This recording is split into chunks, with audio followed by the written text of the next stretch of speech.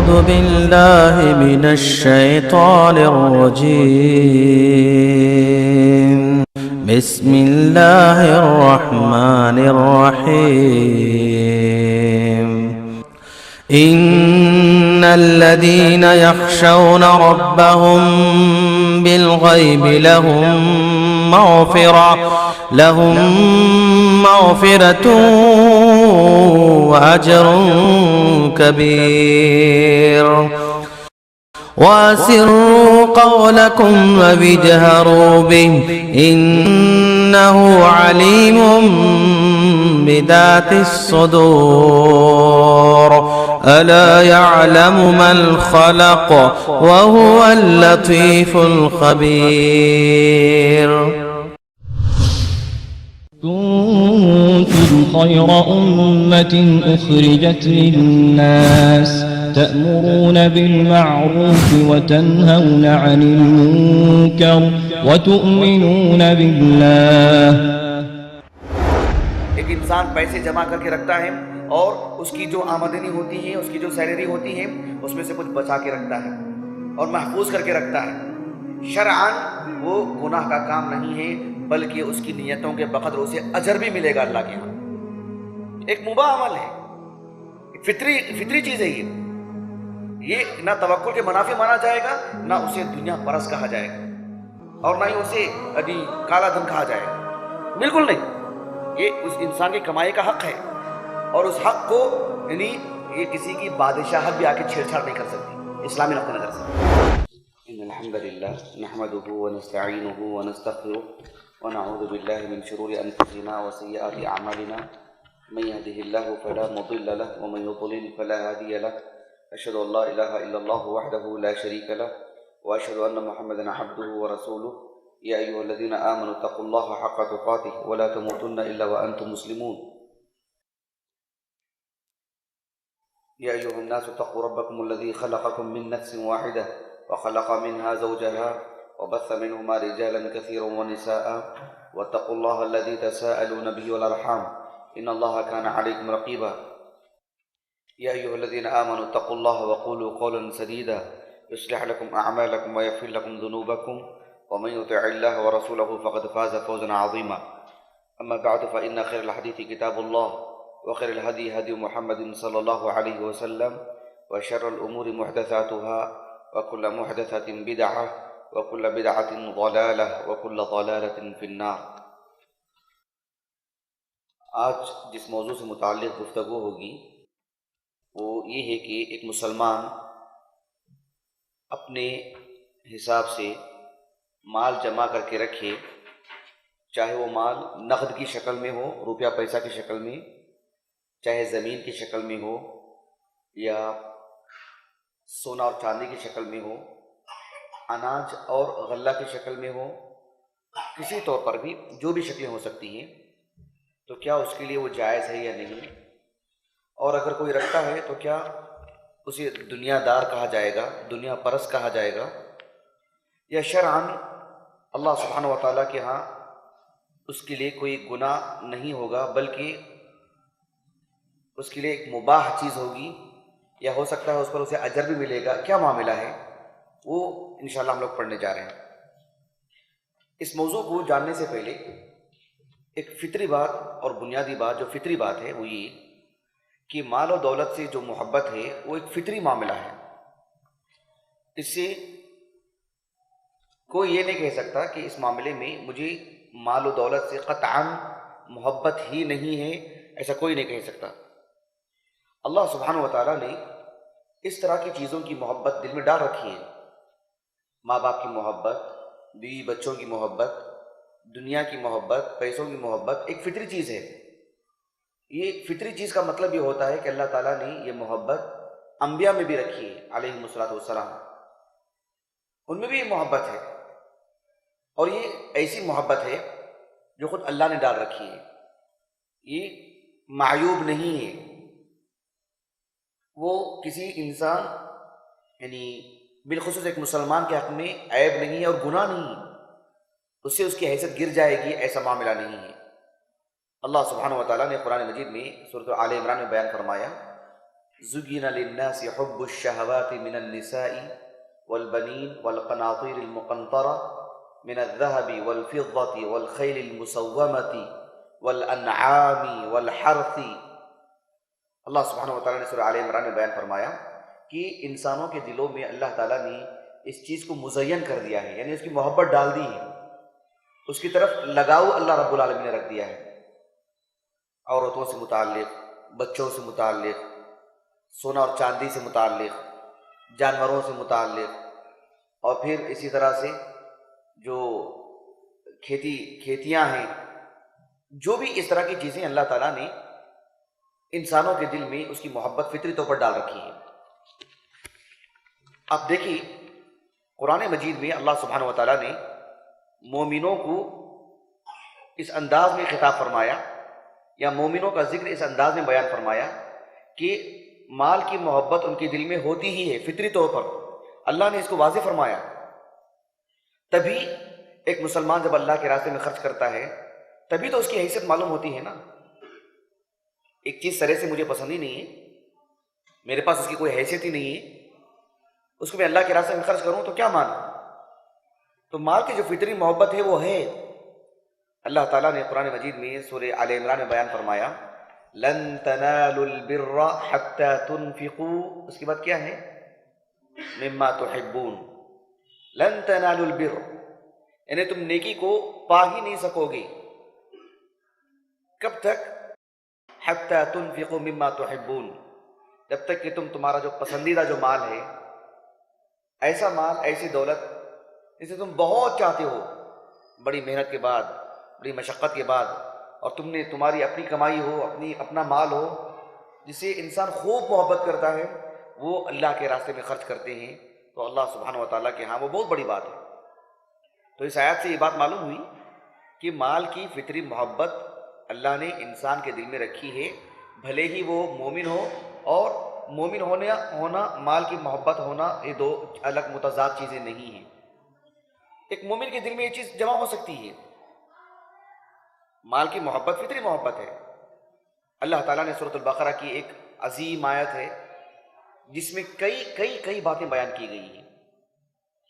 آپ میں سے آیت کسی کو معلوم ہے؟ وہ لیس البر ان تولوا وجوہکم قبل المشرق والمغرب ولكن البر من آمن باللہ والیوم الآخر والملائکۃ والکتاب والنبیین، اس کے بعد وآتى المال على حبه ذوی القربى والیتامى والمساکین، یعنی اہل ایمان وہ ہوتے ہیں جو مسکینوں کو، فقراء کو، رشتہ داروں میں سے جو غریب ہیں ان کو مال عطا کرتے ہیں۔ کیسے؟ علی حبہ، اس کی محبت کے باوجود، یعنی مال کی محبت ہونا ایک فطری چیز ہے، بالخصوص مومنوں کے دلوں میں، ان کے ایمان کے منافی نہیں ہے وہ۔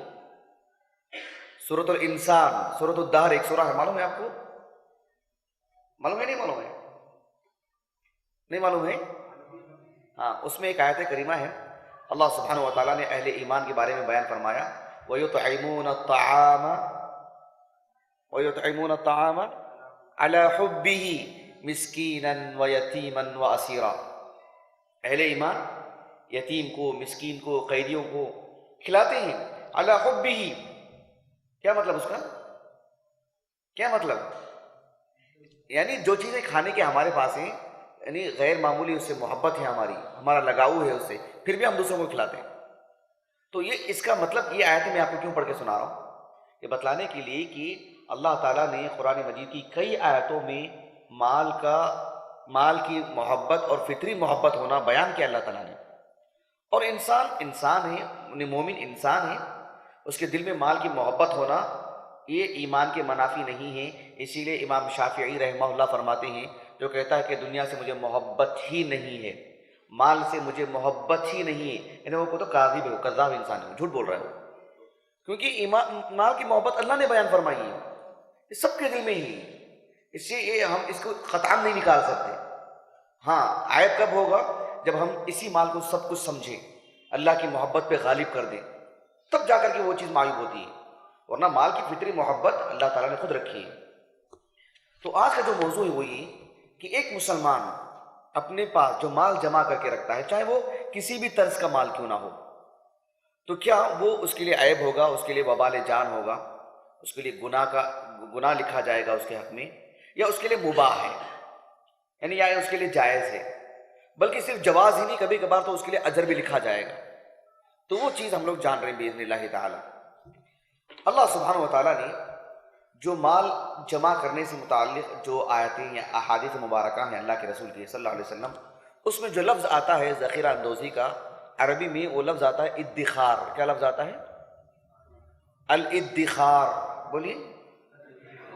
الادخار، یعنی جب کبھی آپ حدیث پڑھیں گی تو آپ کو اس طرح کا لفظ ملے گا، اس کے معنی ذخیرہ اندوزی کی.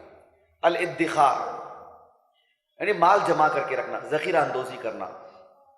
اس تعلق سے کئی احادیث ہیں. اللہ سبحانہ و تعالیٰ نے مال جمع کرنے سے متعلق پچھلی شریعتوں کے جو قصے ہیں وہ بھی بیان کیے.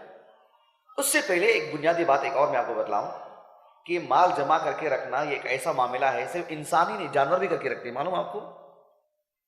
معلوم ہے نہیں معلوم ہے؟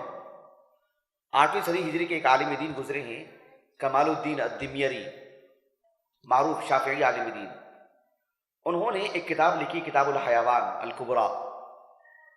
کتاب الحیوان کتاب ہے ان کی، کم و بیش 7000 جانوروں سے متعلق انہوں نے معلومات درج کی. اس میں ہر جانور کی نفسیات کیا ہوتی ہیں، اس کی ولادت کیسی ہوتی ہے، وہ کیا کھانا پسند کرتا ہے، ان کی موت عموماً کب ہوتی ہے، کتنی عمر ان کی ہوتی ہے، اور ان کے جو ہے کئی مسائل شرعی نقطہ نظر سے ان کا کیا معاملہ ہے. ایک الگ ہی بہت شاندار کتاب.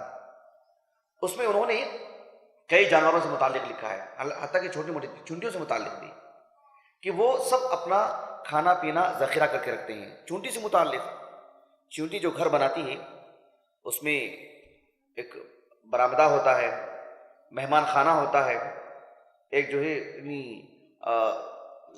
اناج جو ہے غلہ وہ بھی جمع کر کے رکھتے ہیں تاکہ جو ہے سردی کے دنوں میں جو کھانے کے لیے آسانی ہو، بارش کے دنوں میں کھانے کے لیے آسانی ہو، ذخیرہ کر کے رکھتے ہیں فطری طور پر. حالانکہ اللہ تعالیٰ نے قرآن مجید میں بیان فرمایا ایک جگہ پر، سورۃ العنکبوت میں آیت نمبر 60 ہے اس کی، وَكَأَيٍّ مِّن دَابَّةٍ لَا تَحْمِلُ رِزْقَهَا اللَّهُ يَرْزُقُهَا وَإِيَّاكُمْ وَهُوَ السَّمِيعُ الْعَلِيمُ. اس آیت کریمہ کا میں آپ کو پس منظر بتلاتا ہوں کہ اللہ کے رسول صلی اللہ علیہ وسلم اور صحابہ جب مکہ سے مدینہ جا رہے تھے ہجرت کر کے، تو کفار نے تانا دیا تھا ان کو، مکے سے جانے والے مسلمانوں کو، یہاں کی جو غذا ہے، یہاں کی جو آب و ہوا ہے، اور یہاں جو آسانیاں اور میسر ہو جا رہے ہیں آپ کو ہر طرح کی نعمتیں، وہاں جانے کے بعد کیا ملے گا آپ کو؟ تو اللہ تعالیٰ نے آیت نازل کی، وَكَأَيٍّ مِّن دَابَّةٍ لَا تَحْمِلُ رِزْقَهَا. کون جانور ایسا ہے جو اپنا کھانا پینا اٹھا کے پھرتے رہتا ہے؟ جب اس کو بھوک لگتی ہے اللہ تعالیٰ اس کے لیے فراہم کر دیتا ہے. تو آپ بھی ہجرت کر کے جا رہے ہیں اللہ کے راستے میں، آپ چلے جائیے، یہاں جو ذات آپ کو کھلایا پلایا وہاں وہ بھی کھلایا پلائے گا وہاں پر بھی. تو آیت کریمہ اس وقت نازل ہوئی، یہ اس وقت کو بتلانے کے لیے. لیکن اللہ تعالیٰ نے ایسا نظام رکھا ہے کہ کچھ جانور اپنے لیے ذخیرہ اندوزی کر کے رکھتے ہیں. اونٹ، اس کے بارے میں غور و فکر کا حکم دیا اللہ رب العالمین نے ہم کو. کہا اللہ تعالیٰ نے افلا ينظرون الى الابل كيف خلقت. ابل کے معنی معلوم ہے آپ لوگوں کو؟ ہاں، اونٹ. پکا؟ جمل ان کے معنی کیا ہیں؟ ہاں، اونٹ. اور ابل ان کے معنی اونٹ. کیا فرق ہے دونوں میں؟ اور بوڑھا ہو گیا تو ابل. ہاں، میل فیمیل کا مطلب یہ ہوتا ہے کہ اگر وہ مذکر ہے، نر ہے، تو اسے جملن بولتے ہیں. کیا بولتے ہیں؟ اگر وہ مادہ ہے تو اس کو کیا بولتے ہیں؟ ناقتن بولتے ہیں. ناقت اللہ یعنی قرآن میں ناقہ. لیکن دونوں کو ملا کر کے بولنا ہو تو پھر اس کو ابل بولتے ہیں. جیسے ہم بولتے ہیں انسان، پھر مرد اور عورت، تو اس ابل کہتے ہیں دونوں جنڈر ملا کر کے. تو اللہ تعالیٰ نے کہا افلا ينظرون الى الابل كيف خلقت. اونٹ سے متعلق اگر آپ معلوم کریں تو حیران ہو جائیں گے. عجیب و غریب اللہ نے اس کے اندر صلاحیتیں رکھی ہیں. اس میں سے ایک صلاحیت یہ بھی ہے کہ وہ پانی کو ذخیرہ کر کے رکھتا ہے اپنے پیٹ میں. سب جانتے ہیں، معروف چیز ہے. یعنی اللہ سبحانہ و تعالیٰ نے اس کے پیٹ ہی میں یہ نظام رکھا ہے کہ یہ فطرت کے خلاف نہیں ہے. ذخیرہ کر کے رکھنا فطرت کے خلاف نہیں، فطری چیز ہے. ایک جانور، اونٹ صحرا میں جانے والا جانور ہے، وہ اپنے اندر پانی جمع کر کے رکھتا ہے کئی لیٹر. اور ہر اونٹ کی خاصیت الگ الگ ہے. افریقہ کے اونٹوں کے بارے میں آپ دیکھیں گے کہ الگ بات ہے. کمال الدین دیمیری نے بہت مفصل لکھا ہے اس بارے میں. ایشیا کے جو اونٹ ہوتے ہیں، وسط ایشیا کے، جو دو کوہان ہوتے ہیں ان کی وہ جو پانی ذخیرہ کر کے رکھتے ہیں اس کی مقدار الگ. تو پانی جو مقدار ذخیرہ کر کے رکھتے ہیں، کیا وہ پیٹ میں رکھتے ہیں یا اس کوہان میں رکھتے ہیں یا رگوں میں رکھتے ہیں، ایسی مختلف آراء ہیں. ان سب کے باوجود یہ بات ایک متفقہ بات ہے کہ اونٹ ذخیرہ کر کے رکھتا ہے پانی کو. وہ خود پیتے رہتا ہے ضرورت پر، اور پھر جب اسے ذبح نہر کرتے ہیں اور اسے کاٹ کھانے کا جب معاملہ آتا ہے تو لوگ اس کا پانی بھی نکال کے پیتے ہیں، اور پانی صاف شفاف رہتا ہے.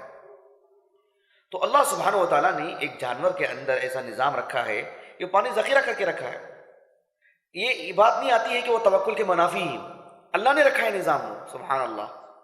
جانور کے اندر بھی ایک فطری چیز، انسان اپنے لیے ذخیرہ کر کے رکھنا، یہ بھی ایک فطری معاملہ ہے. اللہ سبحانہ و تعالیٰ نے اس کے مسائل، اس کے احکام بیان فرمائے ہیں. رسول اللہ صلی اللہ علیہ وسلم نے خود ذخیرہ اندوزی کر کے رکھی ہیں. میں آپ کو بتاؤں گا آگے. پچھلی شریعتوں میں ذخیرہ کر کے رکھنے سے متعلق کوئی واقعہ آپ کے علم میں ہے؟ پچھلی شریعتوں میں اللہ کے رسول سے پہلے علیہ الصلوۃ والسلام، یوسف علیہ الصلوۃ والسلام وہ ذخیرہ کر کے رکھتے تھے اپنے گھر میں. ہاں جی، بحیثیت حکمران کے اللہ تعالیٰ نے یوسف علیہ السلام کا قصہ بیان فرمایا ہے. بہت بہت بہت دلچسپ قصہ یوسف علیہ السلام سے متعلق، یعنی عجیب و غریب اس کے اندر سے مسائل استنباط کیے اہل علم نے. ایک شیخ البانی رحمہ اللہ کے ایک شاگرد ہیں، شیخ سلیم ابن عید الہلالی. وہ کتاب ابھی تک میں دیکھا نہیں، میں نیٹ پہ دیکھا کتاب، وہ ابھی ہاتھ میں پکڑ کے کبھی دیکھا نہیں ابھی تک میں کتاب.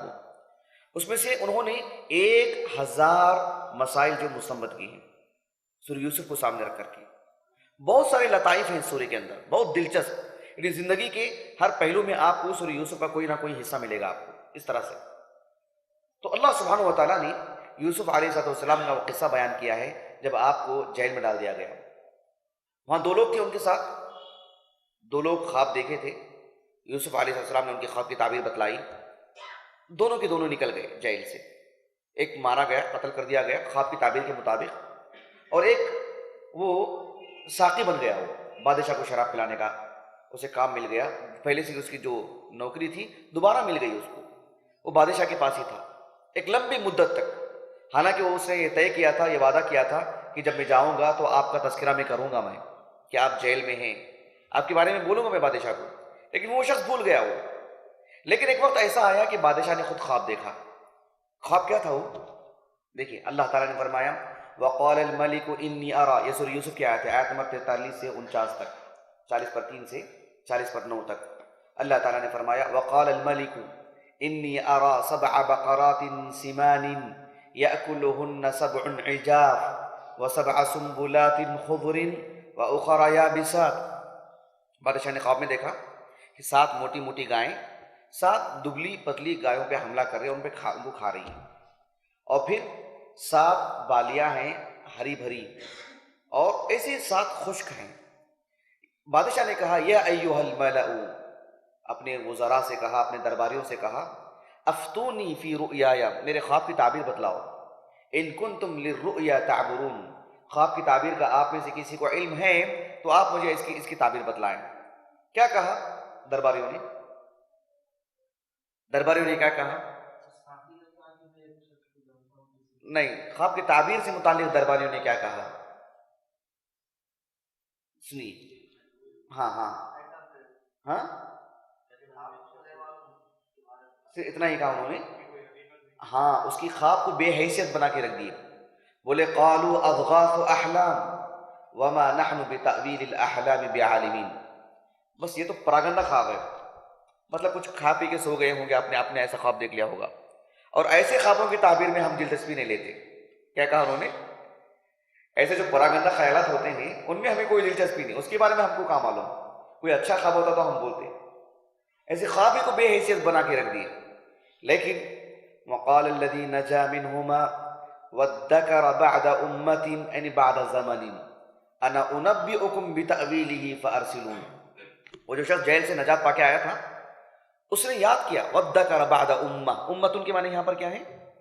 امتن کے کئی معنی آتے ہیں قرآن مجید میں، ہر جگہ پر امتن کا ایک ہی معنی نہیں ہے. یہاں پر امتن کے معنی زمانے کی، بعد زمانی، یعنی ایک زمانے کے بعد جو ایک لمبی مدت گزر گئی اس کی بات. دیکھیں نا سبحان اللہ، اہل ایمان کو کتنی آزمائش ہوتی ہے، کتنا وقت نکلتا ہے. اسی لیے وقت ہماری زندگی میں زیادہ نکلتا نا وہ اصل نہیں، ہم نے کیا کیا وہ اصل ہے، کیا کیا وہ اصل ہے. اتنا عرصہ انہوں نے جیل میں رہے، اس کے باوجود بھی کتنی برکت، دیکھو کیا کیا کر دیا انہوں نے. سبحان اللہ، سمجھ رہے ہیں آپ. تو یوسف علیہ السلام نے کہا اس شخص نے کہا انا انبئکم بتأویلی، میں خواب کی تعبیر لے کر آؤں گا، مجھے فارسلون، مجھے جانے کی اجازت دیں، میں جا کر ان سے مل کر آؤں گا میں. پھر وہ گیا. وہ جانے کے بعد یوسف ایھا الصدیق افتنا فی 7 بقرات سمان یأکلہن 7 عجاف و7 سنبلات خضر واخر یابسات لعلی ارجع الی الناس لعلهم یعلمون. کہا کہ اے یوسف، اے سچے دوست، ایسے کہا اس نے، یعنی جملے تم نے میرے بارے میں خواب کی جو تعبیر بتلائی تھی نا، میں آزاد ہو کے جا کے پھر دوبارہ وہاں رہوں گا، جیل سے رہائی ہو جائے گی، دیکھو ایسے ہی ہوا. کہا کہ اے یوسف ایھا الصدیق، اے یوسف، اے میرے سچے دوست، مجھے بتلاؤ اس خواب کے بارے میں کہ 7 موٹی گائیں 7 دبلی گائیں کو کھا جا رہی ہیں، اور 7 ہری بھری بالیاں ہیں اور 7 سوکھی بالیاں ہیں. آپ مجھے بتلا دیجیے اس کی خواب کی تعبیر تاکہ میں لوگوں کو جا کے بتلاؤں اور لوگ اس کو جان سکیں. قال، یوسف علیہ السلام کتنے رحم دل اور لوگوں کے بچاؤ کا کتنی فکر مندی ہے آپ کے دل کے اندر. یہ نہیں کہا کہ تم کو میری چھوڑ کے اپنی لگی ہے، لوگوں کی لگی ہے. میں نے کہا تھا نا ایسے نہیں کہ کریم النفس لوگ ایسے کبھی نہیں ہوتے. اللہ اکبر. کریم النفس لوگ وہ حاکم بن جائیں تب بھی، وہ جیل میں ہوں تب بھی انتقام کا جذبہ، تانا دینے کا جذبہ اور کسی کی ٹانگ کھینچنے کا جذبہ نہیں ہوتا ان کا. اللہ اکبر، سبحان اللہ. یوسف علیہ السلام نے کہا تزرعون 7 سنین دأبا فما حصدتم فذروه في سنبله الا قليلا مما تاكلون. 7 سال اچھی طرح بارش ہوگی، جیسے عام طور پر فصلیں ہوتی ہیں ویسی ہوں گی. 7 سال کے بعد تم اس کی جو فصلیں کاٹتے رہو گے، اس کی بالیوں کے ساتھ وہ الگ نہیں کر دینا، اس کی جو جھاڑیاں جو ہوتی ہیں وہ اس سے لگی ہوئی نہیں، ایسی اٹھا کر کے رکھو، کچھ استعمال نہیں کرنا. الا قلیلا مما تاکلون، ہاں برائے نام کھایا کرو. کیا کیا کرو؟ خوب ایسی مت کھایا کرو، برائے نام، ضرورت کے بقدر، بقیہ پورا ایسے ہی رکھو. ثم یأتی من بعد ذلك 7 شداد، پھر اس کے بعد 7 سال کا جو عرصہ آئے گا بہت سنگین حالات ہوں گی، بہت سخت ترین ہوں گی. یأکلن ما قدمتم لهن الا قلیلا مما تحسنون ثم یأتی من بعد ذلك عام فیہ یغاث الناس وفیہ یعصرون. یہ یوسف علیہ السلام نے ایک اچھی صلاح دے کر کے بھیجے ان کو، اور جو ہے وہ پورا جو ہے بالکل اناج محفوظ کر کے رکھ دیا گیا. بادشاہ کو جب یہ خواب کی تعبیر معلوم ہوئی تو فوراً یوسف علیہ السلام کو بلائے. یوسف علیہ السلام نے کہا کہ دیکھو مجھے اس خزانے کا ذمہ دار بناؤ، میں جانتا ہوں اس کی رکھوالی کیسے ہو، اس کی نگہداشت کیسے ہونی چاہیے، کیسے تقسیم کرنا چاہیے. اور جانتے معمولی بات ہے 7 سال تک ذخیرہ، کبھی آپ نے دیکھا ہے اناج ذخیرہ کر کے رکھتے ہیں؟ کبھی آپ نے دیکھا ہے آپ نے؟ میں اس کے لے کر کے جا کے دیکھ کے آیا، اس موضوع کو جاننے کے لیے، اس موضوع کو سمجھنے کے لیے. یہاں ہمارے بنگلور سے اس طرف کولار کے آس پاس میں، وہاں دیکھا میں کہ اناج کو کیسے جو ہے یعنی کچھ یعنی مطلب ایسی چیزیں لگاتی ہیں کہ اسے کچھ کیڑے وغیرہ نہ لگ جائیں، وہ بوسیدہ نہ ہو جائیں، وہ کھانے کے قابل رہے. جانوروں کی غذا کے لیے بھی 2-2 3-3 سال تک کے لیے جانوروں کی بھی غذا جو ہے جمع کر کے رکھتے ہیں ان کو کھانے کے لیے. تو پھر اس طرح سے وہ کچھ خاص ایک جگہ بناتے ہیں اس کے لیے. کبھی جا کے دیکھ کے آئیے. یوسف علیہ السلام کو اللہ تعالیٰ نے وہ قوت عطا کی. 7 سال تک، معمولی بات ہے 7 سال، اللہ اکبر، یعنی 7 سال تک پورے مصر کو چلانا، 7 سال تک ایک ایک فرد کی غذا پہنچانا، اس کے لیے کتنا محفوظ کر کے رکھے ہوں گے. یعنی ایک دن کا کھانا نہیں، 7 سال تک یہ جو معاملہ تھا اس کے لیے اناج کو کیسے محفوظ کیا ہوگا آپ نے، کیسے ذخیرہ کیا ہوگا آپ نے، کتنی اعلیٰ درجے کی صلاحیت. اور اس دور میں انہوں نے کیا کیا چیزیں استعمال کی ہوں گی، اس دور کی پوری قوت، پوری صلاحیت لگا دی ہوگی انہوں نے. 7 سال تک معمولی بات نہیں ہے نا. بادشاہ سے لے کر کے ایک عام چپراسی تک سب کے لیے ضرورت ہے غذا کی، اور وہ بھی 7 سال.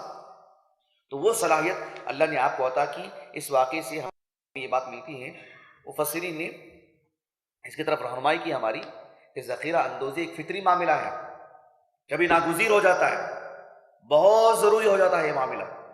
ہمارے اپنے گھروں میں 1 سال کا، 6 ماہ کا، اپنی اپنی طاقت کے بقدر اناج لا کر کے رکھنا، جو چیزیں محفوظ رہ سکتی ہیں وہ توکل کے منافی نہیں ہیں.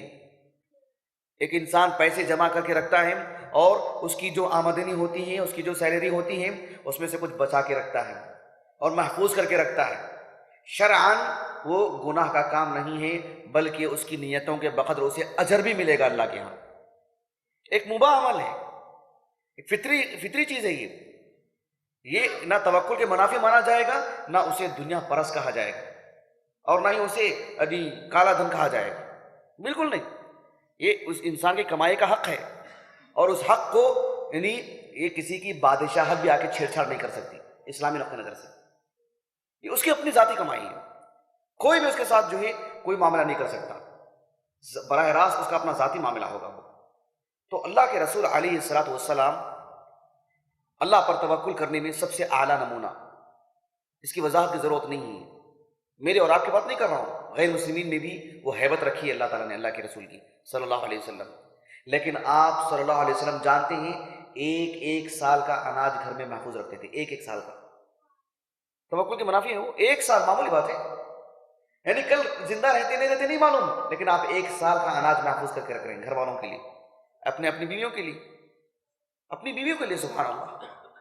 اللہ کے رسول علیہ الصلوۃ والسلام کی حدیث مبارکہ جو صحیح بخاری میں ہے، اور عمر ابن خطاب رضی اللہ عنہ وہ اس حدیث کے راوی ہیں، مالک ابن اوس وہ بھی صحابی رسول ہیں، صغار صحابہ میں سے، صحیح بخاری کی حدیث ہے۔ صحیح بخاری میں ایک کتاب ہے کتاب النفقات، صحیح بخاری میں ایک کتاب ہے کتاب النفقات۔ کتاب النفقات سمجھ میں آتا ہے کیا مطلب ہے اس کا؟ یعنی ایک شوہر اپنی بیوی بچوں پر جو خرچ کرتا نا اس کو النفقہ بولتے ہیں، نان و نفقہ بولتے ہیں نا اردو زبان میں۔ ایک کتاب ہے مستقل کتاب النفقات، کہ کون کس پر کیسے خرچ کرنا چاہیے، مستقل صحیح بخاری کی ایک کتاب، جیسے کتاب الصلاح ہے ویسے مستقل ایک کتاب۔ اس میں امام بخاری رحمہ اللہ نے باب قائم کیا، ایک عنوان کیا ہے معلوم؟ باب حبس الرجل قوت سنۃ علی اہلہ، کسی شخص کا یعنی کسی ایک مسلمان کا، کسی مومن کا اپنے گھر والوں کے لیے ایک سال کی غذا جمع کر کے رکھنا، یہ سنت سے ثابت ہے، ویسے عنوان قائم کیا امام بخاری نے رحمہ اللہ۔ سمجھ میں آ گئی بات آپ کو؟ حدیث نمبر ہے 5350 پر 7۔ اب ذرا حدیث سنیے گا۔ معمر ابن راشد الازدی رحمہ اللہ بہت بڑے عالم دین ہیں، وہ کہتے ہیں مجھے امام ثوری رحمہ اللہ نے کہا، امام ثوری کو جانتے ہیں آپ لوگ؟ سفیان ابن سعید الثوری رحمہ اللہ، انہوں نے مجھ سے پوچھا، سفیان ابن سعید الثوری رحمہ اللہ معمر ابن راشد الازدی کے شاگرد ہیں۔ سفیان ثوری رحمہ اللہ نے ان کے استاذ معمر ابن راشد الازدی رحمہ اللہ سے پوچھا، هل سمعت في الرجل يجمع لأهله قوت سنتهم او بعض السنة؟ یعنی ایک شاگرد سفیان ابن سعید الثوری نے اپنے استاد سے پوچھ رہے ہیں کہ اللہ کے رسول کی جو احادیث ہیں صلی اللہ علیہ وسلم، ان میں سے کوئی حدیث ایسی بھی ہے کیا جس میں یہ بات بتلائی گئی ہو کہ کوئی بھی شخص، کوئی مسلمان اپنی بیوی بچوں کے لیے ایک سال کا یا اس سے بھی کچھ کم کھانا پینا اناج ذخیرہ کر کے رکھ سکتا ہے؟ ایسی حدیث میں کوئی بات ہے کیا آپ کے علم میں؟ ایسے سوال کیا انہوں نے اپنے استاد سے۔ قال معمر، اس وقت استاد جو معمر ابن راشد تھے الازدی رحمہ اللہ، استاد نے کہا فلم یحضرنی، ایسی تو کوئی حدیث مجھے یاد نہیں آ رہی۔ اتنی ساری جو احادیث ہیں، یہ معمر ابن راشد کوئی معمولی عالم دین نہیں، بہت بڑی شخصیت، وہ ہمارا موضوع نہیں ہے۔ تو انہوں نے کہا کہ فلم یحضرنی، فی الحال تو مجھے ایسی کوئی حدیث یاد نہیں آ رہی۔ ثم ذکرت حدیثا، وہ کہتے ہیں کہ پھر اچانک مجھے ایک حدیث یاد آ گئی، مجھے ہوتا نا ایسے، ہوتا ہے نہیں ہوتا ایسے، ایک حدیث یاد رہے ہمارے معلومات میں رہتی ہے لیکن بر وقت یاد نہیں آتی، پھر اچانک ذہن میں آ جاتی ہے۔ ان کو بھی ایسے ہی ہوا، پھر اچانک مجھے وہ حدیث یاد آئی جو میرے استاذ ابن شہاب الزہری رحمہ اللہ نے مجھے بیان کی تھی۔ انہوں نے مالک ابن اوس سے اور وہ عمر بن الخطاب سے رضی اللہ عنہ، کہ عمر بن خطاب رضی اللہ عنہ کہتے ہیں ان نبی صلی اللہ علیہ وسلم کان یبیع نخل بنی النضیر ویحبس لأہلہ قوت سنتہم۔ بنو نضیر جو ہے نا، بنو نضیر یہودیوں کا ایک قبیلہ تھا۔ مسجد نبوی ہے نا، مسجد نبوی کا جو قبلہ ہے، قبلے کے آگے کا جو حصہ ہے جو بائیں جانب جو نکلتا ہے قریظہ کی طرف، بنو قریظہ کی طرف، وہاں پر ایک قبیلہ تھا یہودیوں کا بنو نضیر۔ ان کو ان کی شرارتوں کی وجہ سے، ان کی وعدہ خلافی کی وجہ سے انہیں جلا وطن کر دیا گیا، تو ان میں کا ایک بڑا حصہ اللہ کے رسول کے نام پہ آیا صلی اللہ علیہ وسلم۔ تو آپ علیہ الصلوۃ والسلام اس میں جو کھجور کے درخت تھے ان کھجوروں کو فروخت کرتے تھے، اور پھر 1 سال کا اناج اپنے گھر میں اپنی بیویوں کے لیے جما کے رکھتے تھے اللہ کے رسول۔ اس صحیح بخاری کی حدیث ہے، سمجھ رہے ہیں آپ علیہ الصلوۃ والسلام کیا کرتے تھے۔ ایک اور حدیث مبارکہ ہے صحیح بخاری کتاب الوصایا باب نفقۃ القیم للوقف، حدیث نمبر ہے 2770 پر 6۔ ابو ہریرہ رضی اللہ عنہ کہتے ہیں کہ اللہ کے رسول صلی اللہ علیہ وسلم نے فرمایا لا یقتسم ورثتی دینارا ولا درہما، میں جو دینار اور جو درہم چھوڑ کے جا رہا ہوں، آدمی چھوڑ کے کب جائے گا؟ انتقال کے وقت میں کسی دینار اور درہم کو چھوڑے گا کب؟ رہے تب نا، جیب خالی ہے تب کوئی بولے گا ایسا میں چھوڑ کے جا رہا ہوں، رہے گا تبھی تو بولیں گے۔ تو اللہ کے رسول کے پاس تھا وہ صلی اللہ علیہ وسلم، آپ نے کہا لا یقتسم ورثتی دینارا ولا درہما، میرے پاس جو بھی دینار جو بھی درہم جس کی ملکیت جو میری ملکیت میں ہے، اس کا میں مالک ہوں، میں جب اسے چھوڑ کے جاؤں ما ترکت بعد نفقۃ نسائی ومؤونۃ عاملی فہو صدقہ، میں جو بھی سونا چاندی جو دینار و درہم چھوڑ کے جا رہا ہوں یہ میرے آل اولاد میں وراثت کے طور پر تقسیم نہیں ہوگا، کیونکہ انبیاء مال و دولت چھوڑ کے نہیں جاتے ہیں، لیکن میرے پاس جو ہے میں جو چھوڑ کے جا رہا ہوں وہ سب کا سب کیا ہوگا؟ صدقہ ہوگا۔ لیکن صدقہ کب ہوگا؟ بعد نفقۃ نسائی، اس میں سے سب سے پہلے میری جو بیویاں ہوں گی، میری بیویوں کے لیے کھانے پینے کا جو جتنی وہ ضرورت مند ہیں وہ نکال دیا جائے، اور جو زمینیں اللہ تعالیٰ نے میرے لیے رکھی ہیں ان میں جو کام کر رہے ہیں، جو عمال ہیں، لیبر جو ہوتے ہیں جو اس میں کام کر رہے ہیں، ان کے اخراجات نکال دیے جائیں، پھر جو بچے گا وہ مسلمانوں میں عام صدقہ ہوگا، بیت المال میں ہوگا۔ وہ بات واضح ہو گئی؟ تو آپ علیہ الصلوۃ والسلام اپنے لیے جو آپ علیہ السلام کو جو زمین ملی تھی، چاہے مدینے میں ہو چاہے خیبر کے مقام پر فدق نامی جو زمین تھی، بہت بڑی زمین، ان سب میں اللہ کے رسول نے کیا کہا صلی اللہ علیہ وسلم، یہ میرے وارثین میں نہیں جائے گی، یہ میرے وارثین میں نہیں جائے گی، یہ سب سے پہلے کیا ہوگا؟ میری بیویوں کے لیے جو ان کی کھانے کی جو ضرورت ہے پہلے وہ، پھر اس کے بعد ان زمینوں کی جو رکھوالی کر رہے ہیں ان کا جو ماہانہ جو ایک دیا جاتا ہے وہ دے دیا جائے، پھر جو بچے گا وہ بیت المال میں چلا جائے گا۔ تو آپ علیہ الصلوۃ والسلام بھی ذخیرہ اندوزی نہ صرف کر کے رکھتے تھے بلکہ اپنے انتقال کے بعد وصیت بھی، امام بخاری نے اس حدیث کو کتاب الوصایا میں لے کر آئے، وصیت کا باب، وصیت کر کے جا رہے ہیں آپ کہ میری بیوی کے لیے اناج محفوظ کیا جائے، سٹاک کر کے رکھا جائے۔ یہ فطرت کے خلاف نہیں ہے، یہ نہ ایمان کے منافی ہے، یہ عین فطری معاملہ ہے، اور یہ ایک بالخصوص ایک مسلمان کو اس جانب بھی کوشش کرنی چاہیے۔ اللہ کے رسول صلی اللہ علیہ وسلم کے جو صحابہ ہیں وہ بھی مال ذخیرہ کر کے رکھتے تھے۔ میں بتا رہا ہوں بار بار، یہ سب تقویٰ کے منافی نہیں ہیں، اسے دنیا پرست نہ کہا جائے، ایک مسلمان کے لیے یہ سب چیزیں ضروری ہیں۔ ایک شخص، ایک نوجوان شادی کرنا چاہتا ہے، جذباتی باتیں الگ ہیں، جذباتی باتیں الگ ہیں، میں کچھ ہی کر لوں گا، 2 کھجور ہی صحیح کھلا لوں گا ولیمے میں، ٹھیک ہے، اس کے لیے بھی تو کچھ پیسہ چاہیے، اپنی بیوی کو سنبھالنے کے لیے اسے ایک چھت فراہم کرنا چاہیے، اس کے لیے کھانے پینے کا بندوبست کرنا چاہیے، اس کے لیے مہر دینا چاہیے، ولیمہ کرنا چاہیے مختصر ہی صحیح، اور پھر ایک بیوی کو رکھنے کے لیے مستقبل میں کیسے اس کے ساتھ زندگی گزارے، اس کی ضروریات کو کیسے پوری کرے۔ یہ پیسے اچانک کہاں سے آئے گا؟ قرض لے کے کرے گا یا مسجد میں چندہ کرے گا؟ وہ کمائے گا، اس کے لیے محنت کرے گا، کچھ پیسہ جمع کر کے رکھے گا۔ ایک حدیث مبارکہ ہے صحیح بخاری کی کتاب البیوع باب ما قیل فی الصواغ، حدیث نمبر ہے 2080/9، یعنی 2089، صحیح بخاری کی حدیث ہے۔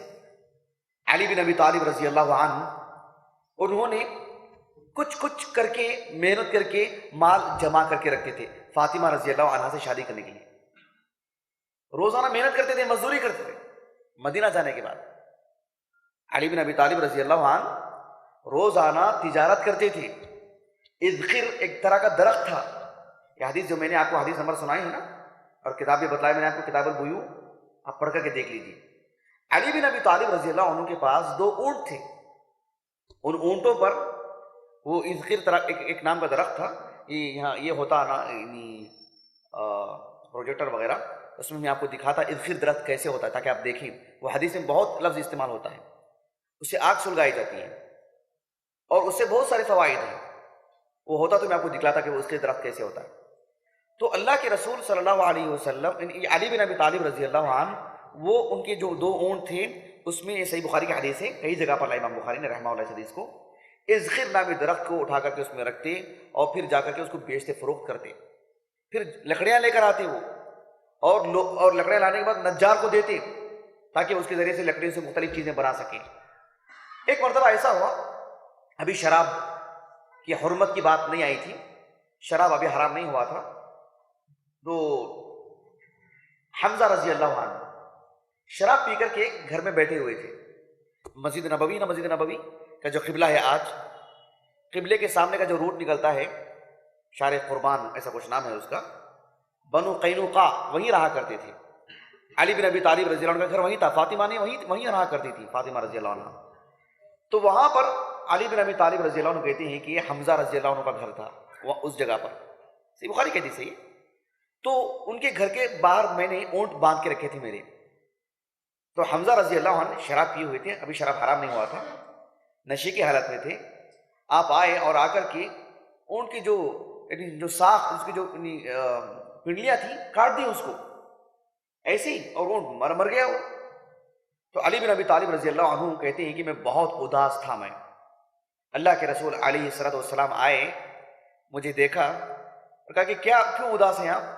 کہا کہ ابھی فاطمہ سے میری شادی ہونے والی ہے، خطبہ تو ہو گیا تھا، رشتہ تو طے ہو گیا تھا، ابھی میری جو شادی ہونے والی ہے اس کے لیے کر کے میں اونٹ رکھے تھے، اور اس کے لیے جو ہے میں اسی کے ذریعے سے یعنی پیسے جمع کرتا تھا میں، اور دیکھو اسی کو کاٹ دیا انہوں نے۔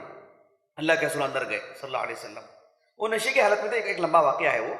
تو کہنے کا مطلب یہ ہے کہ ایک شخص شادی کرنا چاہتا ہے، ایک نوجوان، اس کے لیے پیسے جمع کرتا ہے، وہ بھی ذخیرہ اندوزی کی ایک شکل ہے، مطلوب ہے اسلام میں، وہ ضروری ہے، اجر ملے گا اسے اس پر، اس لیے کہ وہ خوددار بننا چاہ رہا ہے، خود کفیل ہونا چاہ رہا ہے، اپنے پیروں پر کھڑا ہو رہا ہے، اور اپنی بیوی کو خود ہی سنبھال کے آگے لے کے جانے کے لیے جو ایک عزم کر رہا ہے، اور اس کے لیے پیسے جمع کر رہا ہے، ایسے ذخیرہ اندوزی میں اللہ کے ہاں اجر بھی ملے گا اس کو۔ دیکھو صحابہ کا ایک عام سا معاملہ تھا۔ صحیح بخاری کی وہ حدیث مبارکہ جسے امام بخاری نے رحمہ اللہ کتاب النفقات میں لے کر آئے ہیں، اور باب باندھا ہے باب فضل النفقۃ علی الاہل، یعنی اپنے بیوی بچوں پر خرچ کرنے کی فضیلت کیا ہے اسلام میں۔ حدیث نمبر ہے 5350 پر 4۔ حدیث مبارکہ بڑی طویل ہے اور لیکن بڑی دلچسپ ہے۔ سعد بن وقاص رضی اللہ عنہ بڑے جلیل القدر صحابی، جب اللہ کے رسول صلی اللہ علیہ وسلم نے حج کے لیے گئے تھے نا 4 ہجری کو، تو 10 ہجری کا یہ واقعہ ہے جب اللہ کے رسول نے حج کیا، جسے حجۃ الوداع کہتے ہیں، اس میں آپ علیہ الصلوۃ والسلام کی یہ صحابی سعد بن ابی وقاص بھی تھے وہاں پر۔ یہ حدیث کو ذرا غور سے سنیے گا۔ وہ بہت بیمار ہو گئے تھے، اتنے بیمار کہ انہیں لگ رہا تھا کہ اب میرا انتقال ہو جائے گا۔ آپ علیہ الصلوۃ والسلام ان کی عیادت کے لیے گئے، تو انہوں نے کہا کہ اللہ کے رسول دیکھو اب ایسے لگ رہا ہے کہ میرا انتقال ہو جائے گا۔ اس وقت ان کو بچے نہیں تھے، صرف ایک بیٹی تھی ان کو، عائشہ نام تھا ان کا۔ کیا نام تھا؟ عائشہ، صرف ایک ہی بیٹی تھی اور دوسری کوئی اولاد نہیں تھی ان کی۔ تو انہوں نے کہا کہ اللہ کے رسول صلی اللہ علیہ وسلم آپ میرے لیے کچھ رہنمائی کیجیے۔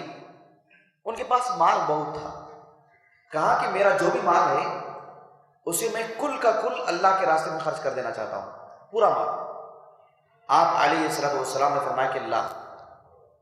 کیا مطلب لا کا؟ نہیں، ایسا نہیں کر سکتے آپ ایسا نہیں کر سکتے۔ تو انہوں نے کہا کہ الشطر کے معنی نصف، آدھا کر دوں کیا میں؟ اللہ کے رسول صلی اللہ علیہ وسلم نے کہا کہ نہیں، آدھا بھی نہیں کر سکتے، یعنی تم اللہ کے راستے میں آدھا، یعنی سبحان اللہ، دیکھ رہے ہیں آپ اللہ کے رسول کیسی صلاح دے رہے، کما رہے آپ ہیں، آپ کی بیوی بچوں کو چھوڑ کے دوسروں کو دیتے کیا؟ یہ مطلب اس کا بھلے ہی اللہ کے نام پہ آپ کسی کو بھی دے رہے ہیں، آپ کے مال کے سب سے زیادہ مستحق آپ کی بیوی بچی، یہ بتانا مقصود ہے. کہا کہ نہیں دے سکتے، آدھا بھی نہیں دے سکتے آپ. اس کے بعد کہا کہ الثلث، ایک ثلث یعنی 1/3. تو آپ صلی اللہ علیہ وسلم نے فرمایا کہ ٹھیک ہے ایک ثلث دے سکتے ہیں، لیکن والثلث کثیر، یہ بھی تو بہت زیادہ. کمارے آپ ہیں، آپ کی بیوی بچوں کو جانا چاہیے. ثلث بھی جو دے رہے ہیں آپ دوسروں کو، یہ بہت زیادہ نکال رہے ہیں آپ. اس کے بعد اللہ کے رسول نے کہا صلی اللہ علیہ وسلم، کیا عظیم نصیحت ہے، دیکھو سبحان اللہ، کتنے بہترین مربی، کتنے بہترین معلم، اور کتنی عظیم شریعت ہے ہماری. ہم کماتے ہیں، ہمارے پیسوں کے مستحق ہمارے بیوی بچے. باہر کے لوگ بعد میں بچا کچا تب، سمجھ رہے ہیں، یہ تقوی کے منافی نہیں، یہ عین تقوی ہے، اس پہ زیادہ اجر ملے گا. ہم بیوی بچوں کے لیے خرچ کرتے ہیں دگنا اجر، ہم دوسروں کے لیے خرچ کرتے ہیں 1 اجر. کبھی تعجب ہوتا ہے، اللہ تعالیٰ بچا کے رکھیے. ہم جس میدان میں ہیں نا، ہم شریعت کی تعلیم دینے والے، بہت آزمائش کا میدان نہیں ہے. لوگ چاہتے ہیں کہ ہمارے لیے کچھ خرچ کر دیں، نہیں کرنا چاہیے. کیوں کرتے ہیں؟ ہم نہیں کما رہے ہیں کیا؟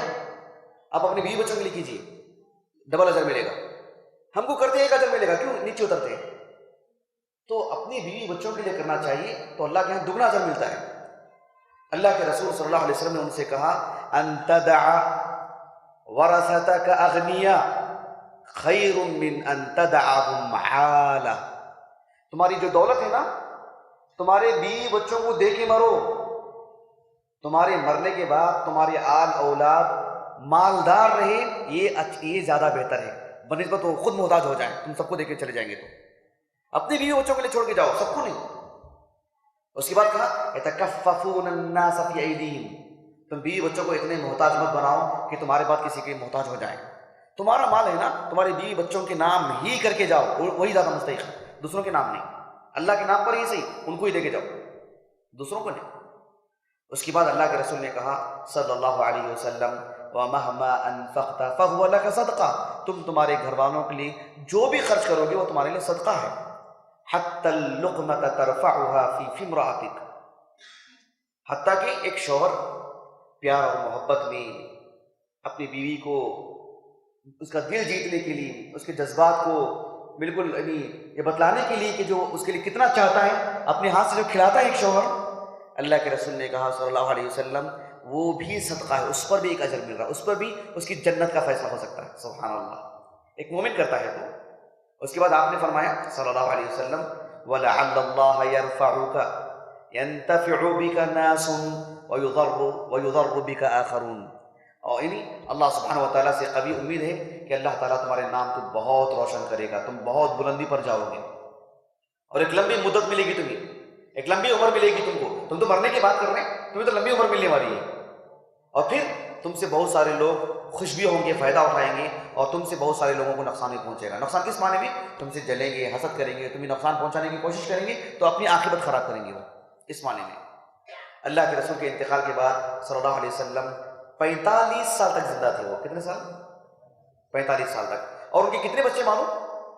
حدیث کی کتابیں اٹھا کے دیکھو، سعد بن ابی وقاص کا نام جب بھی آئے گا رضی اللہ عنہ، ان سے روایت کرنے والے ان کے بچے، ایک بچے کا نام مصعب، ایک بچے کا نام محمد، ایک بچے کا نام موسیٰ، ایک بچے کا نام اسحاق، ایک بچے کا نام ابراہیم، ایک بچے کا نام عامر. لوگ زیادہ روایت کرتے ہیں. ایک بچے کا نام عائشہ، جو بہت کم روایت کرتے ہیں. مسند احمد بھی ان کی روایت میں تھی عائشہ کی رضی اللہ عنہ، وہ بھی صحابیہ تھی. تو اس طرح سے اللہ کے رسول صلی اللہ علیہ وسلم کے انتقال کے وقت میں ایک ہی بچی تھی، انتقال کے بعد میں کئی بچے پیدا ہوئے. تو آپ علیہ الصلوۃ والسلام نے کہا کہ تمہارے مال جو تم نے جمع کے رکھا نا اتنی بڑی مقدار میں، اسے ضائع مت کرو، یہاں وہاں خرچ کر کے جمع کے یوں ہی رکھو، کل کے دن تمہارے بیوی بچوں میں کام آئیں گے. یہ ذخیرہ اندوزی کی تعلیم نہیں ہے نہیں، یہ ذخیرہ اندوزی فطری چیز ہے. ایک مومن کرتا ہے ثواب بھی ملے گا اس پر. یعنی ایک مسلمان مال جمع کر کے رکھ رہا ہے، مال جمع کر کے نہیں رکھ رہا ہے، بلکہ اس کے لیے نیکیاں ہیں. تو یہ اللہ کے رسول علیہ الصلوۃ والسلام. لیکن غلطی کہاں ہوتی ہے وہ میں آپ کو بتاؤں. ذخیرہ اندازوں کی بہت ساری شکلیں ہیں، آپ کچھ مثالیں دے سکتے ہیں. ذخیرہ اندوزی شرعاً جائز ہے، کوئی مثالیں آپ لوگ تھوڑا روزمرہ کی زندگی میں دیکھو شرعی اعتبار سے. احسنتم ماشاء اللہ، جیسے زکوٰۃ کا معاملہ ہے. ایک آدمی کے پاس ذخیرہ اندوزی کیا ہوا پیسہ ہے ہی نہیں ہے، زکوٰۃ نکالے گا کیسے وہ؟ پھر زکوٰۃ کی تعلیم دی کیوں اسلام نے؟ پیسے رکھنا ہی نہیں، آپ پیسے جمع کر کے نہیں رکھنا چاہیے، تو سونا چاندی میں زکوٰۃ نکالے گا کیسے وہ؟ بات واضح ہوئی آپ کو؟ زمین ہے اس کی زکوٰۃ کیسے نکالے گا وہ؟ اناج کی زکوٰۃ کیسے نکالے گا؟ خیر اناج کا معاملہ چلیے بر وقت نکالنی پڑتی ہے، لیکن نقد کی، سونا چاندی کی، اگر اسے جمع کر کے رکھنا اسلام میں شرعاً حرام ہے، قابل مؤاخذہ ہے، گناہ کا کام ہے، اسے دنیا دار کہا جائے گا، تو پھر زکوٰۃ سے متعلق جانتے ہیں یعنی کم و بیش کتب ستہ میں، صحیح بخاری، صحیح مسلم وغیرہ میں ملا کر کے یعنی 350 حدیثیں ہیں۔ کتنے؟ 350 حدیثیں۔ کس موضوع سے متعلق؟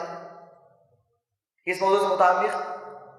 زکوٰۃ سے متعلق۔ صحیح بخاری، صحیح مسلم، سنن ترمذی، سنن ابی داؤد، سنن نسائی، ابن ماجہ کو چھوڑ کے اس میں موطا، یہ 6 کتابوں کو ملا کر کے 300 کے قریب حدیثیں صرف زکوٰۃ کے موضوع سے متعلق۔ اتنی بڑی بڑی کتابیں۔ دور جدید میں زکوٰۃ سے متعلق کتنی کتابیں آ گئی معلوم ہے؟ اندازہ نہیں لگا سکتے، 500 سے زیادہ بھی بول سکتے ہیں اس دور کی جو بڑی بڑی کتابیں آئی ہیں زکوٰۃ سے متعلق۔ تو پھر زکوٰۃ ایک بے معنی چیز ہو جائے گی ذخیرہ اندوزی اگر نہیں ہے تو۔ 2.5% نکلنے کا مطلب کیا ہے؟ کتنا بچا ہوگا اس کے پاس؟ اس کے علاوہ کتنا مال رہے گا اس کے پاس؟ تو ذخیرہ اندازی کیوں کر حرام ہو سکتی ہے؟ اور کوئی بات؟ حج کے لیے یوں ہی ہوا میں اڑ کے چلا جائے گا آدمی؟ نہیں، اس کے لیے بیوی بچوں کو دے کر جانا پڑے گا، اپنا خود کا خرچہ برداشت کرنا پڑے گا۔ صحیح بخاری کی حدیث مبارکہ ہے، عبداللہ بن عباس رضی اللہ عنہما کہتے ہیں کہ یمن کے کچھ لوگ آ گئے تھے چل کر کے حج کے لیے، ان کے لیے کھانے پینے کا کچھ بھی سامان نہیں تھا۔ مکے میں آئے تو پھر لوگوں سے بھیک مانگ رہے تھے، اب دوپہر کا کوئی کھلا دیں، رات کا کوئی کھلا دیں، اس طرح سے۔ تو اللہ تعالیٰ نے آیات نازل فرما دی، وَتَزَوَّدُوا، حج کے لیے جا رہے ہیں، وَتَزَوَّدُوا یعنی زاد راہ لے کے جاؤ، توشہ لے کے جاؤ، خود کفیل بن کے جاؤ۔ کہا کہ اللہ پر توکل نہیں ہے ہی۔ ان لوگوں سے پوچھا گیا کیوں آپ لوگ زاد راہ ساتھ میں نہیں لے رہے کیا؟ کہ ہم اللہ پر بہت توکل کرنے والے ہیں کام میں۔ صحیح بخاری کی روایت ہے، صحیح بخاری کتاب الحج میں کہا کہ ہم اللہ پر توکل کرنے والے لوگ ہیں۔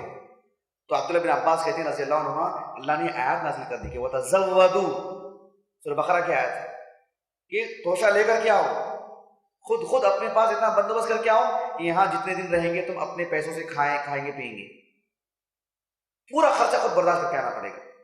اس کے لیے آدمی کو برسوں جمانا پڑتے ہیں، ذخیرہ اندوزی کر کے رکھنا پڑتا ہے، تب جا کر کے وہ عظیم عبادت انجام دے گا۔ تو اللہ کے رسول علیہ السلام نے جو شریعت لے کر کے آئے اس میں ذخیرہ اندوزی کی 10 مثالیں ملتی ہیں۔ اور کوئی مثال ہماری عیدوں میں سے، عید الاضحیٰ میں کیا کیا جاتا ہے؟ ہاں جی، گوشت کو ذخیرہ کر کے رکھا جاتا ہے عید الاضحیٰ میں۔ ایک حدیث دیکھیں آپ، صحیح مسلم کی بڑی دلچسپ حدیث ہے۔ یہ حدیث صحیح مسلم میں ہے، صحیح مسلم کتاب الصید والذبائح وما یؤکل من الحیوان، اور اس میں حدیث ہے 1970 پر ایک حدیث نمبر۔ یہ حدیث میں کیا ہے کہ ایک مرتبہ عید الاضحیٰ کی مناسبت تھی اللہ کے رسول کی زندگی میں صلی اللہ علیہ وسلم، تو آپ صلی اللہ علیہ وسلم نے پورے مسلمانوں کے مابین یہ اعلان کروایا کہ جو عید الاضحیٰ ہے اس میں جو مسلمان بھی جانور کو ذبح کر رہا ہے، جانور کی قربانی دے رہا ہے، 3 دن کے اندر کھانا ہے کھا لے، 3 دن کے بعد نہیں، اسٹاک نہیں رکھ سکتا۔ پہلے سب اسٹاک کر کے رکھتے تھے، اسے محفوظ کر کے رکھتے تھے، لیکن اللہ کے رسول صلی اللہ علیہ وسلم نے 1 سال ایسا حکم دیا، ٹھیک ہے، ایسا حکم دیا اللہ کے رسول نے صلی اللہ علیہ وسلم۔ اس وقت ہوا کیا، اللہ کے رسول صلی اللہ علیہ وسلم کے پاس کچھ قریب کے دیہات کے لوگ آئے تھے، آ کر کے کہا کہ دیکھو ہمارے اپنی بارشیں نہیں ہو رہی ہیں، جانور مر رہے ہیں، کھانے کے لیے ہمارے پاس کچھ نہیں ہے۔ تو آپ صلی اللہ علیہ وسلم نے پورے مدینے میں اعلان کروایا کہ صرف 3 دن تک کے اندر کھاتے ہیں کھا لیجئے، ورنہ نہیں، پورا صدقہ کر دینا، صرف 3 دن کے لیے جو میسر ہو سکتا ہے وہ رکھ لو، اس کے بعد کا نہیں۔ تو ایسے ہی ہوا، سب لوگوں نے ان کو دے دیا اور وہ چلے گئے۔ یہ صحیح مسلم کی حدیث ہے جو میں نے آپ کو سنائی۔ صحیح مسلم میں بھی ہے، اور یہ حدیث صحیح بخاری میں دوسرے الفاظ میں ہے. حدیث نمبر ہے 5420/3، کتاب الاطعمہ، صحیح بخاری میں. اب دیکھیں یہ جو واقعہ تھا، اس واقعے سے صحابہ بہت متاثر ہوئے. دوسرے سال برائے نام مسلمان جانور کی قربانی کی سب نے، اور جو لوگ 4 5 5 6 6 10 کاٹتے تھے وہ 1 یا 2 کاٹنے لگے. اللہ کے رسول علیہ الصلوۃ والسلام کو یہ حدیث جو ہے نا بڑی طویل حدیث ہے، اسی حدیث میں یہ آپ علیہ الصلوۃ والسلام نے فرمایا دوسرے سال میں کیوں ایسی بات ہے، اتنے کم جانور، گوشتی نہیں، کیا ہوا، کیوں لوگ ذبح نہیں کر رہے ہیں کیا؟ صحابہ نے کہا اللہ کے رسول سے صلی اللہ علیہ وسلم کہ اللہ کے رسول آپ ہی نے تو کہا تھا نا، نہیت ان تؤکل لحوم الضحایا بعد 3 دن کے اندر کھا لینا چاہیے، 3 دن کے بعد نہیں. آپ ہی نے تو منع کیا تھا، اس لیے اس سال کسی نے نہیں کیا. 3 دن کے بعد گوشت ضائع ہو جائے گا، کیا کریں گے، اس لیے کاٹے ہی نہیں، برائے نام کاٹے. تو آپ صلی اللہ علیہ وسلم نے فرمایا اچھا وہ بات ہے، انما نہیتکم من اجل الدافہ التي دفت فکلوا وادخروا وتصدقوا. وہ تو ایک ناگہانی مسئلہ تھا، دیہات کے لوگ آ گئے تھے نا گزشتہ سال، اس لیے میں نے کہا ان کو صدقہ کرنے کے لیے ان کو دے دو، 3 دن سے زیادہ نہیں رکھنا. اب وہ صورتحال نہیں، اب کیا کرو، فکلوا، کھاؤ، وادخروا، جمع کر کے بھی رکھو، اور وتصدقوا، اب صدقہ بھی کرو، جمع کر کے بھی رکھو اپنے پاس. یہ جمع کر کے رکھا جاتا تھا. وہ جو 3 دن ہوتے ہیں عید کے بعد، ان دنوں کو کیا کہا جاتا ہے، ایام التشریق. ایام التشریق کو ایام التشریق کیوں کہا گیا وہ معلوم ہے آپ کو؟ معلوم ہے نہیں معلوم ہے؟ اچھا کسی کو بھی نہیں معلوم. رب المشرق والمغرب بولتے ہیں نہیں، رب المشرق والمغرب، مشرق و مغرب سنا ہے نا آپ نے، یہ تو سنا ہوگا نا جی، شرق و غرب. تو مشرق بولتے ہیں وہ جگہ جہاں سے سورج طلوع ہوتا ہے لفظی معنی میں، ورنہ پھر اس کے کئی معنی آتی ہیں اصطلاحی طور پر. تو تشریق بولتے ہیں شرق یشرق، تشریق کہتے ہیں گوشت کو آگ میں پکانا. چونکہ ان 3 دنوں میں جو مسلمان حجاج اکرام مینا کے میدان میں رہتے تھے، تو جس جانور کو انہوں نے ذبح کیا تھا 10 ذی الحجہ کو، اس جانور کے گوشت کو کچھ مسالہ لگا کر کے وہ دھوپ میں سکنے کے لیے رکھتے تھے، جیسے کہ آج کل ہم لوگ کباب کے طور پر بناتے ہیں. وہ لوگ کرتے تھے اسلام آنے سے پہلے سے بھی وہ ایسا عمل کیا کرتے تھے، گوشت کو ذخیرہ کرنے کے لیے. اسی لیے تشریق ہے وہ، یعنی گوشت کو آگ میں بھونا جا رہا ہے، تشریق محفوظ کرنے کے لیے، اسی لیے اسے ایام التشریق کہتے ہیں. ذخیرہ اندوزی نہیں ہے، وہ پہلے سے بھی چیز موجود تھی اور اسلام نے اسے یوں ہی باقی رکھا. اور اللہ کے رسول کے زمانے میں معاملہ تھا صلی اللہ علیہ وسلم. سنن ترمذی کی حدیث ہے، آپ علیہ الصلوۃ والسلام صرف حج کرنے کے لیے جب گئے تھے تو صرف زمزم پیا نہیں آپ نے، زمزم پینے کے بعد آپ کئی اونٹوں پر زمزم کو لاد کے لے کے گئے. سنن ترمذی کی حدیث ہے، ذخیرہ کر کے لے کے گئے آپ، اور ذخیرہ کر کے رکھا. زمزم ایک ہی دن نہیں پی لیا، اب کئی جو ہے اونٹوں پر رکھ کر کے لے کے گیا. اور مکہ فتح ہونے کے بعد آپ صلی اللہ علیہ وسلم مختلف مناسبتوں سے کوئی بھی مدینے کو جا رہے تو بولتے کہ آتے وقت زمزم لے کے آنا، زمزم منگواتے تھے آپ خوب. یہ سب ذخیرے کی شکلیں ہیں. ہو سکتا ہے کچھ بڑی شکلیں ہوں، کچھ چھوٹی شکلیں ہوں، لیکن اللہ کے رسول خود بذات خود علیہ الصلوۃ والسلام ذخیرہ کر کے رکھتے تھے. تو آپ علیہ الصلوۃ والسلام کا یہ معاملہ تھا. البتہ ذخیرہ کا جو معاملہ ہوتا ہے، ذخیرہ اندوزی کا جو معاملہ ہوتا ہے، اسلام میں حرام یا ناجائز یا گناہ کا عمل اس وقت ہوتا ہے جب لوگ بازار میں کھانے پینے کی چیزیں یا اصل مارکیٹ جا کر کے کھانے پینے کی چیزیں خوب خرید لیں، جو روزانہ کی ضروریات ہیں لوگوں کی، پوری خرید کے اپنے پاس رکھ لیں، اور لوگوں کو بازار میں وہ چیز دستیاب ہی نہ ہو. ایک ہفتہ ایسے ہی نکل گیا، اب سب کی ضرورت ہے وہ، تب وہ شخص ایک تاجر ان پوری چیزوں کو نکال کے بڑی قیمت میں بیچتا ہے. اس نے جو ذخیرہ کر کے رکھا وہ اسلام میں حرام ہے، گنہگار ہے اور بدطینت آدمی ہے، بد اخلاق آدمی ہے، اس کے نفس میں خباثت ہے، سبحان اللہ، اور سخت کیا لفظ بولے، جو لوگوں کی مجبوری کا فائدہ اٹھا رہا ہے. عام جو لوگوں کی کھانے پینے کی غذا ہے اس کو اٹھا کر کے وہ رکھ لیا ایک بڑی مقدار میں، ورنہ اپنے گھر میں خوب اناج رکھنا، خوب کھانے پینے کی چیزیں رکھنا شرعاً اسلام میں حرام نہیں ہے، بلکہ مطلوب ہے۔ آدمی اس کے ذریعے سے بہت ساری چیزوں سے بے نیاز ہو جاتا ہے۔ روزانہ کا باہر پھرنے کے بجائے ایک مرتبہ ایسی بہت ساری چیزیں لا کے رکھ لیا، روزانہ چاول لانے کی زحمت گوارا نہیں ہوگی اس کو۔ تو یہ سب اسلام میں جائز ہے، لیکن ایک تاجر جو کرتا ہے تاکہ لوگوں سے فائدہ اٹھا سکے، ورنہ اگر دیگر چیزیں ہیں جیسے کپڑے کا معاملہ ہے یا کچھ اور چیزیں ہیں جیسے خوب ذخیرہ کر کے رکھا ہے، کسی کو اس سے نقصان نہیں ہے معاشرے میں، تب اس کے لیے کوئی مواخذہ نہیں اللہ کے یہاں۔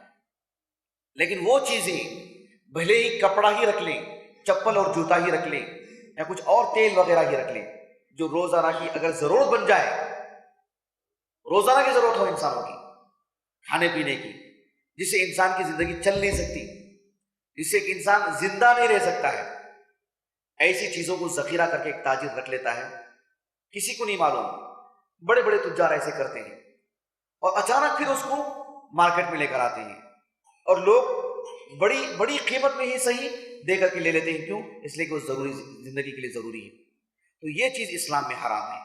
اللہ کے رسول کی ایک حدیث مبارکہ ہے صحیح مسلم کی، صحیح مسلم کتاب المساقات باب تحریم الاحتکار فی الاقوات۔ یہ جو حدیث مبارکہ ہے اس کا نمبر میں نہیں لکھ سکا میں، اس میں کیا ہے کہ یحییٰ بن سعید الانصاری، کون؟ یحییٰ بن سعید الانصاری، نام معلوم کر کے رکھیے، بہت بڑے عالم دین ہیں، ایک صحابی کے پوتے ہیں، 144 ہجری کا سن وفات ہے۔ وہ کہتے ہیں کہ سعید ابن مسیب، ان کو تو جانتے ہوں گے آپ لوگوں نے، تابعین ہیں، کبار تابعین میں سے ہیں۔ مسیب صحابی رسول ہیں، ان کے والد حزن وہ بھی صحابی رسول ہیں، صحابی کے بیٹے بھی ہیں، صحابی کے پوتے بھی ہیں، اور عہد فاروقی میں پیدا ہوئے۔ سعید بن مسیب فقہائے سبعہ میں شمار ہوتا ہے ان کا۔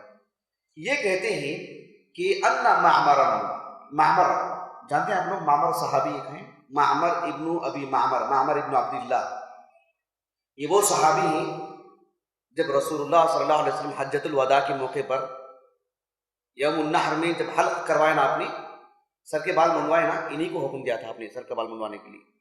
یہ اللہ کے رسول کے حلاق تھے، اللہ کے رسول صلی اللہ علیہ وسلم کے بال مونڈنے والے تھے، سر کے بال۔ معمر ابن عبداللہ، ان کے والد کی کنیت تھی ابو معمر، معمر ابن ابی معمر، معمر ابن عبداللہ ابن نضلہ رضی اللہ عنہ۔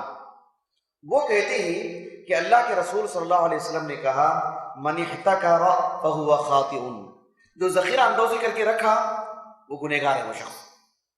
وہ شخص کیا ہے؟ گنہگار ہے۔ اللہ کے رسول سے یہ حدیث کون سنے؟